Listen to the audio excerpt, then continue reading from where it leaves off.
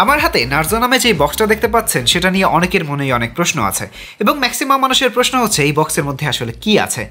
তবে এই প্রশ্নটা কেউ করে না যে কেন রিয়েলমি প্রত্যেকটা ইউটিউবারদের কাছে এই বক্সটা পাঠালো। ওয়েল, সিম্পল কথা যদি উত্তর দিতে চাই তাহলে সেটা হচ্ছে রিয়েলমির একটা মার্কেটিং স্ট্র্যাটেজি। এবং এর বক্সের মধ্যে যেই জিনিসটা আসছে সেটা হচ্ছে রিয়েলমির নার্জো 20 স্মার্টফোন। সো কেন এতদিন পরে শুধুমাত্র রিয়েলমি এই স্মার্টফোনটার জন্য এরকম একটা বক্স তৈরি করলো বা এটার জন্য কেন এত হাইপ ক্রিয়েট করলো? ওয়েল, তার পিছনে বেশ বড় একটা কারণ আছে, সেটা নিয়ে অবশ্যই আমরা কথা বলবো। তবে তার আগে চলুন আসলে এই বক্সটা একটু আনবক্স করে দেখে আসি সেটার মধ্যে আসলে কি আছে। So this is the box, let's just open it up. So বক্সটা আমরা খুলে ফেললাম অ্যান্ড এখানে কি কি পাওয়া যাচ্ছে। প্রথমে যেটা পাচ্ছি সেটা হচ্ছে নার্জো 20 স্মার্টফোন, যেটা নিয়ে আমরা একটু পরে কথা বলবো। এরপরে আছে হচ্ছে একটা কফি মাগ, যেটা হচ্ছে রিয়েল মেও লেখা। I don't know what it is, but it's real mail. But next এখানে রয়েছে রিয়েলমির একটা T-shirt. So feel the power, okay? এটা আমরা পরে দেখবো। And lastly there is maybe a sweatshirt. Yeah. Dear to Lip by Narzo. So everything indicates যেটা সেটা হচ্ছে যে এটা নার্জো নামে কোনো একটা ব্র্যান্ড, সাব ব্র্যান্ড অথবা কোনো একটা সিরিজ লঞ্চ হতে পারে, যেটা বুঝতে পারছি আপাতত। তো নার্জো 20 এর দাম ধরা হয়েছে 13,990 টাকা, কিন্তু 29শে ডিসেম্বর বেলা 2:30 দারাজের স্পেশাল প্রাইসে পাওয়া যাবে মাত্র 13,490 টাকায়। এবং দারাজের ফ্ল্যাশ সেলের লিঙ্ক ডিসক্রিপশন বক্সে দেওয়া থাকলো।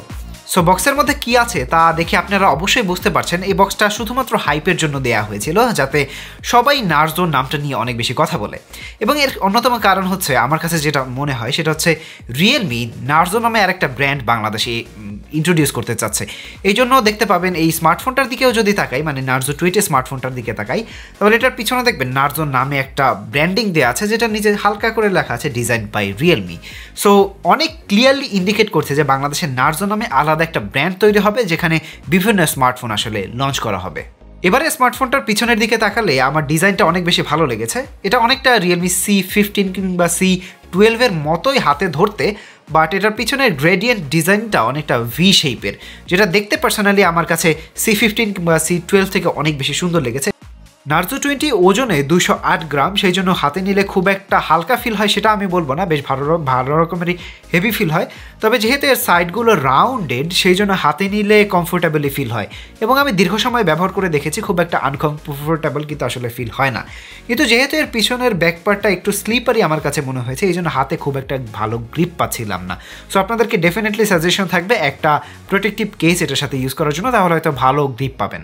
পাশাপাশি এর ক্যামেরা বাম্পটা খুব একটা উঁচু না, সেই জন্য ফ্ল্যাট সারফেসে রাখলে কিছুটা ওয়েবল করলেও এটা খুব একটা এক্সট্রিম লেভেলের না, মানে আপনার লেন্সের উপরে যেই প্রোটেক্টিভ কেস আছে সেটাতে খুব একটা বেশি ক্ষতি হবে না।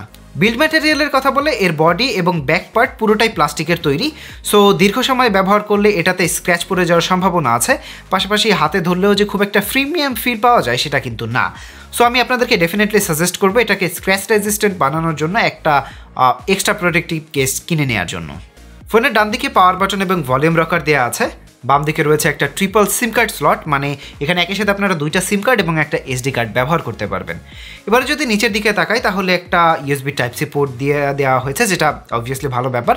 পাশাপাশি একটা স্পিকার দেওয়া হয়েছে এবং স্পিকার কোয়ালিটি আমি বলবো এই প্রাইস রেঞ্জের ক্ষেত্রে এটা বেশ ক্লিন ছিল অ্যান্ড বেশ ফুলার একটা সাউন্ড দিচ্ছিল, এটা আর টাইনি একটা সাউন্ড দিচ্ছিল না। সো বেশ ওয়াইড রেঞ্জের একটা সাউন্ড মনে হচ্ছিল। So it's a very good speaker.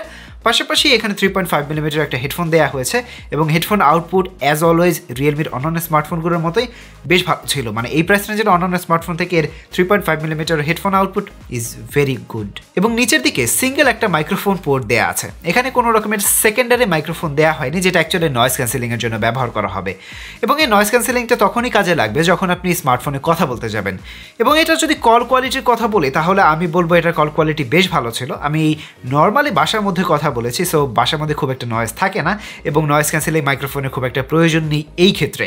But এর মধ্যে আমি মডারেট টাইপের একটু নয়েজি সিচুয়েশনে গিয়ে কথা বলেছি, সে সময়ও কোনো রকমের প্রবলেম ফেস করিনি, মানে অপর প্রান্তে যে ছিল সে খুব মডারেটলি শুনতে পাচ্ছে।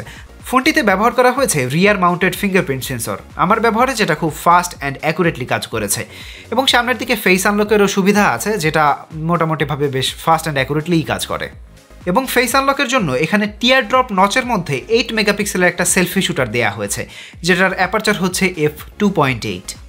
এখন সেলফি ক্যামেরার ক্ষেত্রে প্রথমে আমার যেটা নজরে পড়েছে সেটা হচ্ছে এটার ডিটেলসটা খুব ভালো পাওয়া যায়। মানে নর্মালি এই প্রাইস রেঞ্জের স্মার্টফোনগুলোতে দেখা যায় স্ক্রিনটাকে অনেক বেশি স্মুথ করে ফেলার টেন্ডেন্সি থাকে, বাট নার্জো 20-তে এরকম কোনো প্রবলেম ফেস করিনি, সো ডিটেলসের পরিমাণটা খুব ভালোই পাওয়া যায়। এখন যদি কালারের কথা বলি তাহলে আমি বলবো কালারটা কিছুটা ম্যাজেন্টা টোনের দিকে সুইচ করা, মানে সবসময় এটা আপনার স্কিনটাকে কিছুটা হোয়াইটিশ করে ফেলা ট্রাই করে, যেটা অ্যাকচুয়াল রিপ্রেজেন্টেশন না হলেও ম্যাক্সিমাম ইউজারদের কাছে কিন্তু এরকম পিকচার কোয়ালিটি ভালোই লাগবে। পাশাপাশি কন্ট্রাস্ট এবং ডাইনামিক রেঞ্জের ক্ষেত্রেও এটা বেশ ভালো পারফর্ম করেছে। প্রথমবার দেখলে আপনার কাছে কিছু কন্ট্রাস্টি ছবি মনে হতে পারে, বাট আলটিমেটলি এটাতে কিন্তু কোনো রকমের ডিটেলস লস হয় না। মানে অনেক বেশি কন্ট্রাস্টি হলেও এখানে কোনো রকমের ডিটেলস লস হয় না, which is a sign of very good picture. পাশাপাশি এখানে যে ডাইনামিক রেঞ্জ রয়েছে সেটা আমি বলবো এই প্রাইস রেঞ্জের অন্যান্য স্মার্টফোন লাইক রেডমি 9-এর কথা আমি বলতে পারি, সেটার থেকে কিন্তু এটা ডাইনামিক রেঞ্জ অনেকটাই বেটার।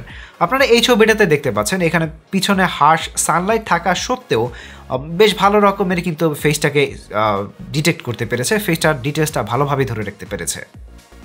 তবে সেলফি ক্যামেরা দিয়ে পোর্ট্রেট তোলার সময় কিছুটা ডাইনামিক রেঞ্জের লস হয়, যেটা এই প্রাইস রেঞ্জের অন্যান্য স্মার্টফোনগুলোতে আমরা দেখে থাকি, so it's not a complain.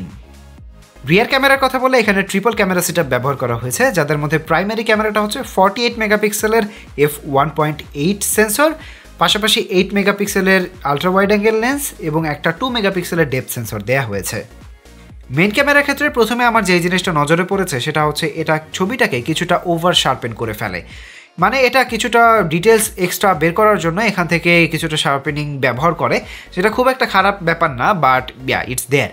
পাশাপাশি এখানে যদি আমরা ডাইনামিক রেঞ্জের কথা বলি তাহলে আমি বলবো এই প্রাইস রেঞ্জের বিবেচনায় এটা ডাইনামিক রেঞ্জ খুবই ভালো ছিল। মানে বরাবরের মতো আমরা জানি রিয়েলমির ডিভাইসগুলোর ডাইনামিক রেঞ্জ খুব ভালো থাকে, মানে হাইলাইটেড এবং শ্যাডো ডিটেলসটা খুব ভালোভাবে প্রিজার্ভ করতে পারে। এবং ডে লাইটের ছবিগুলোতে জুম করলে আগের রিয়েলমি ডিভাইসগুলোতে যে রেড কালারকে পিঙ্ক কালার দেখানোর একটা টেন্ডেন্সি ছিল সেটা আমরা দেখতে পাই না, মানে সেটা কিছুটা সলভ হয়েছে বলা যায়।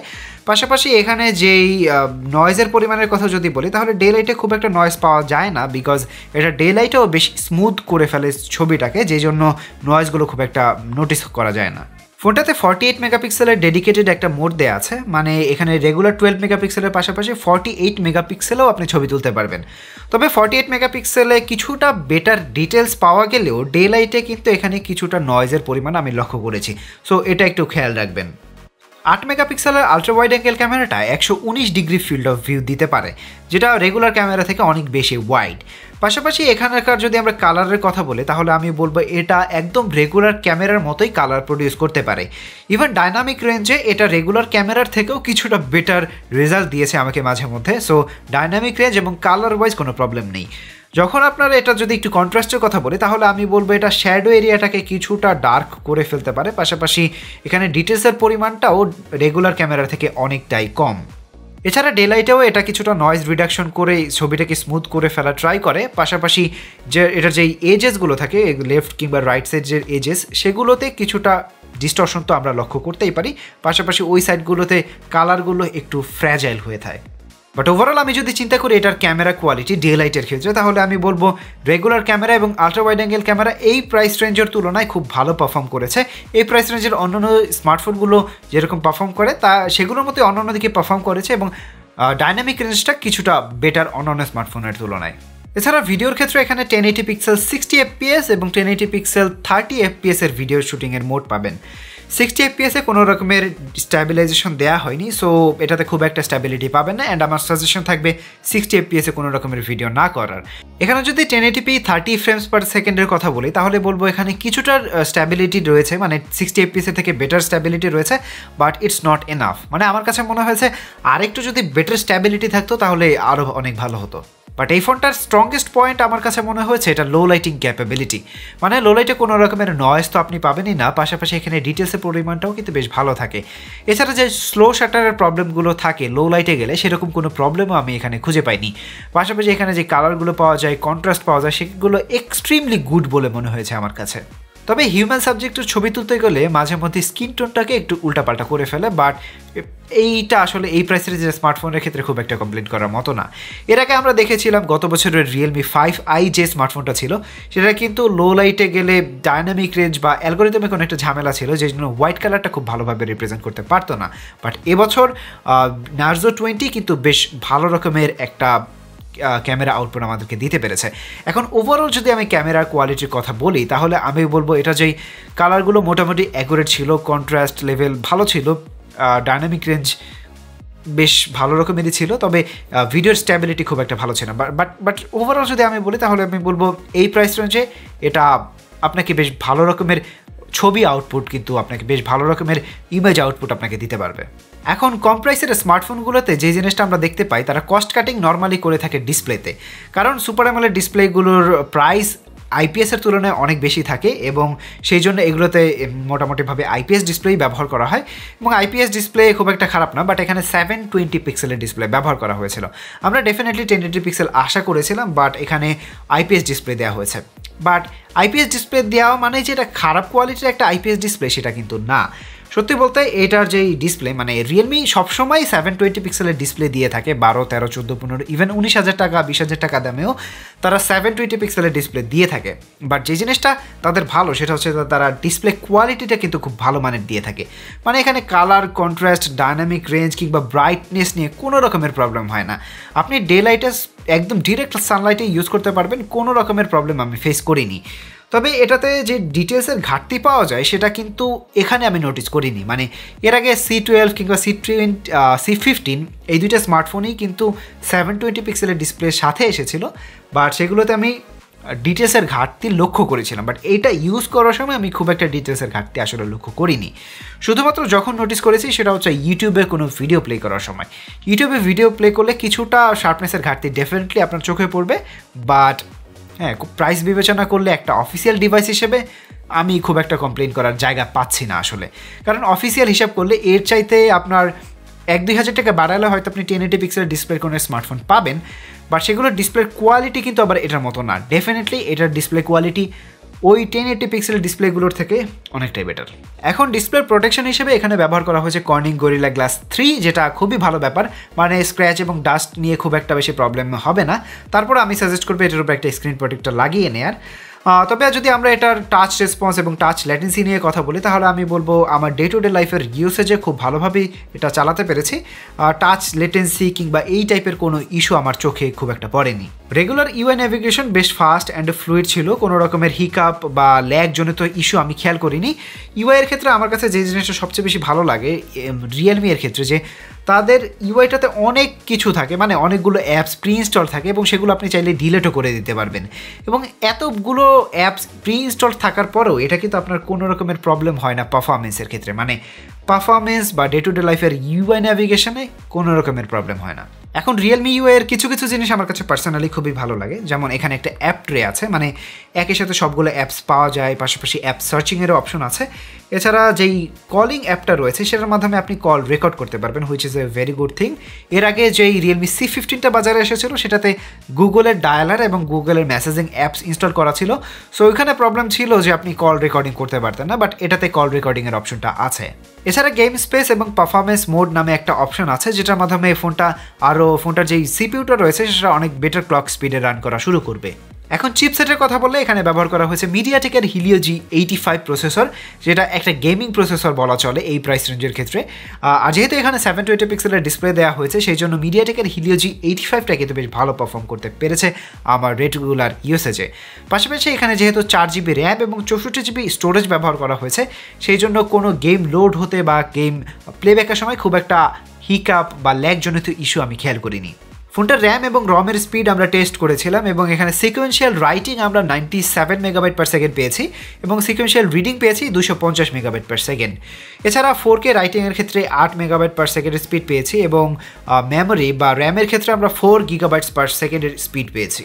ফোনটা দিয়ে প্রচুর পরিমাণে পাবজি গেমিং করেছি এবং আমি নর্মালি এটাতে এইচডি গ্রাফিক্স এবং হাই ফ্রেম রেটে গেম খেলতে পেরেছি, বাট আমার সাজেশন থাকবে আপনাদেরকে ব্যালেন্সড গ্রাফিক্সে আলট্রা ফ্রেম রেটে গেম খেলতে, কারণ আলট্রা ফ্রেম রেটে গেম খেললে অনেক বেশি স্মুথনেস পাওয়া যায়, যেটা আমার কাছে পার্সোনালি অনেক বেশি ভালো লাগে। বাট আপনারা যদি এইচডি গ্রাফিক্স এবং হাই ফ্রেম রেটেও গেম খেলেন, মানে 40 ফ্রেমস পার সেকেন্ডেও যদি গেম প্লে করেন, তারপরেও এটাতে কোনো রকমের কিন্তু ল্যাগ, হ্যাং কিংবা ফ্রেম ড্রপের মতো কোনো ইস্যু আমি এখানে পাইনি।